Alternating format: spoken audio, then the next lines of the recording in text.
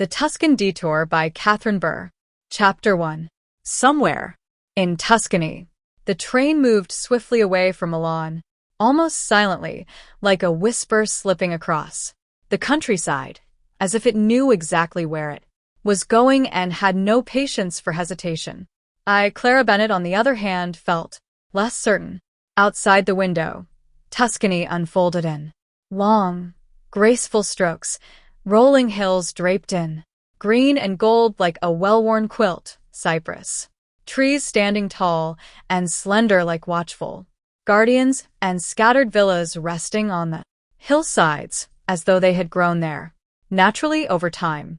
The late afternoon light poured across the land like honey, warm and slow, softening everything it touched. It was the kind of beauty that didn't ask for attention but held it anyway. Inside the train, the air carried the faint scent of polished leather and something clean, almost citrusy. The quiet hum beneath us was steady and reassuring, like a heartbeat. You didn't notice until you needed to. It should have been perfect, and in almost every way it was, except for my foot. A dull ache pulsed through it, slow and insistent like a small drumbeat that refused to be ignored. I shifted in my seat, adjusting carefully, trying to find a position that didn't send sharp reminders up my leg.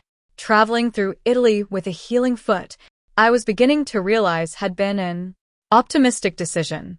"Are you okay?" Sophie asked, turning toward me.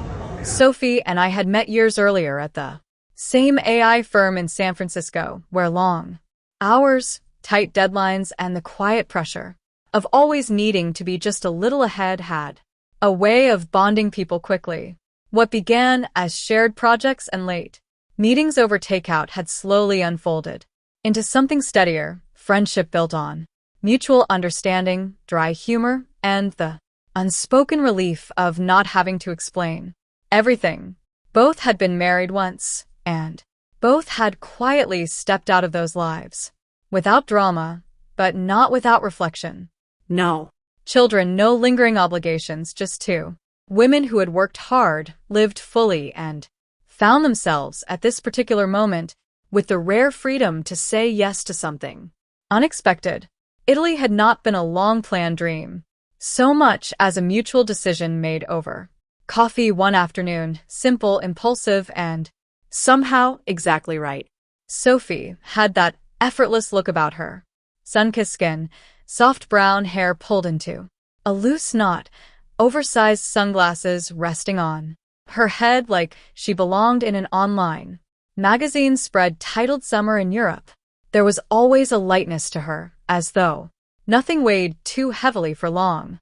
"I'm fine," I said, which was mostly true, depending on how generous one chose to be with the word fine. "Why didn't you wear your soft cast?" Sophie asked with a bit of indignation in her tone. "It's not a cast," I replied confidently. "It's a boot."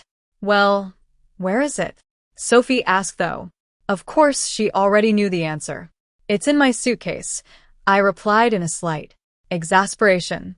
After a quiet moment of ignoring Sophie and negotiation with both discomfort and dignity, I lifted my foot and gently placed it on the empty seat across from me. Relief came immediately, like slipping into cool water on a hot day.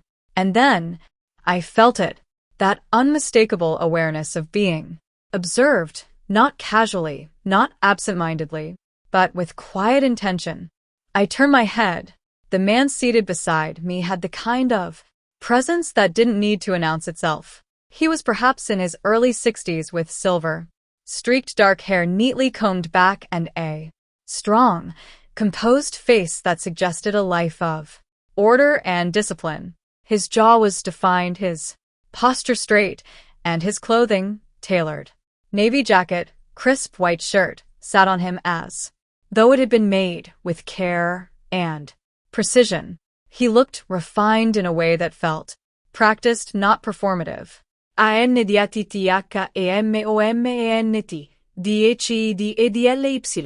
Unimpressed.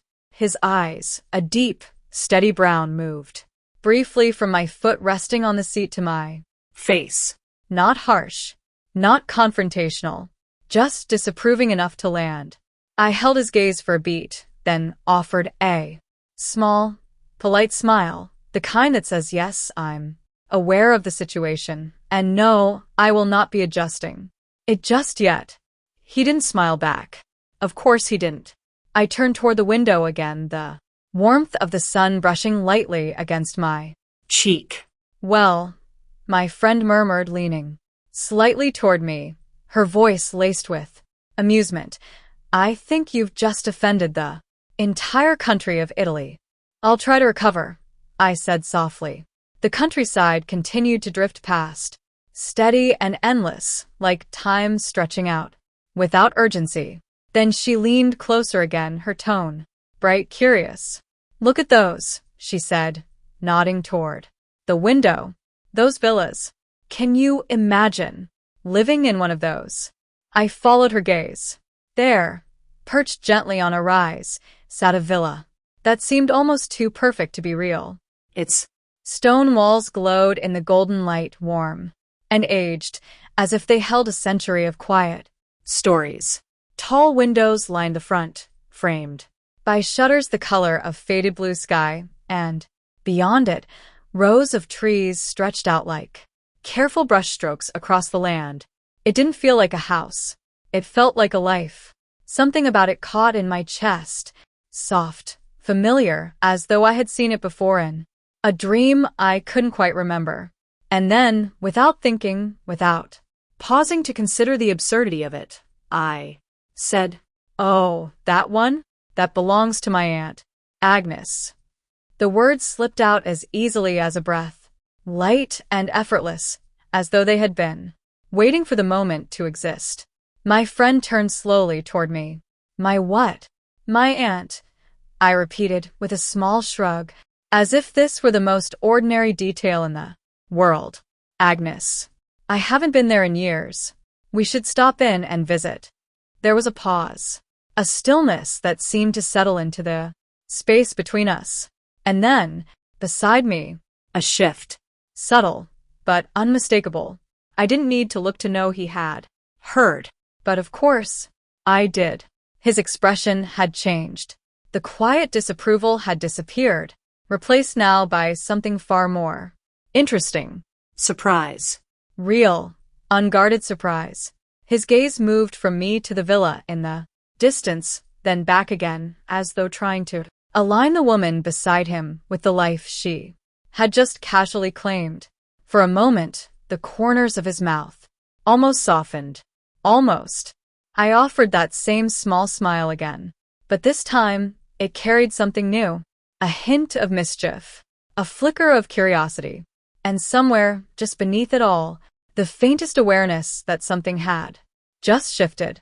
The train continued forward, smooth and certain, cutting through the Tuscan countryside like a ribbon of steel and purpose. And as the villa disappeared from view, slipping quietly behind us, I had the distinct and unexpected feeling that I had just stepped into a story, one I hadn't meant to tell.